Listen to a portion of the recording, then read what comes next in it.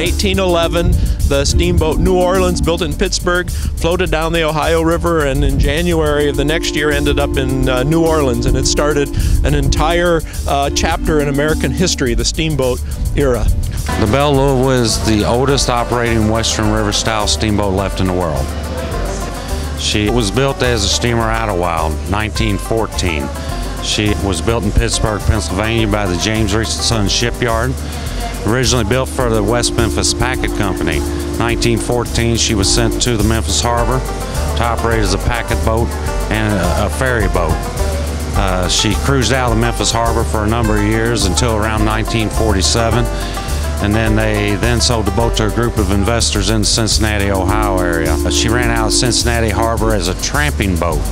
What we mean by tramping is she spent her whole summer months traveling from town to town. She would start out at Cincinnati, she would cruise all the way down the Ohio River, up the Mississippi, down the Mississippi, and then back home by the end of the summer. Well, she's been on every river, the Mississippi River system, all its tributaries, and almost every port.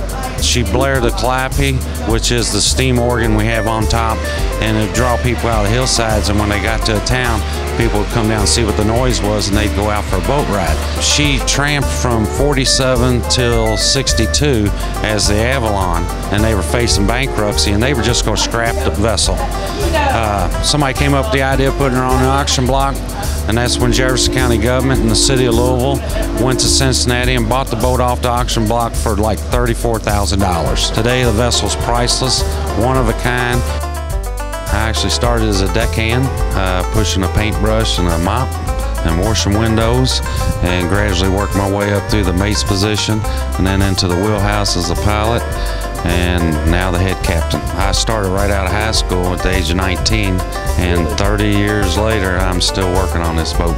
We steer this boat like they did basically 100 years ago. When this boat was built, it was actually one of the boats built with what we call power steering today, but it was steam assisted steering. We do not control the engines from up here. We only talk to our engine crew that's down below 4 decks, and we'll use this indicator to tell them to come full ahead, full stern, stop, stand by, finish with engines. So we just communicate, and they are our transmission downstairs.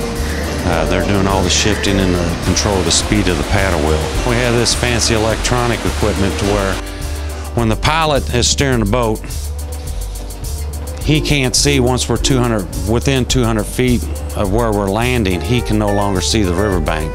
So the captain stands out on the wing bridge and talks to the pilot and calls out distances. Anything you want to do on the boat, we can do. We do weddings, we do company outings, we have our public excursion cruises, sightseeing cruises, we do lunches, dinners. Anything you want to do on the boat, we can do it. The Belle of Louisville is 98 years old. Most steamboats only lasted 5 to 10 years, so it's a genuine national treasure.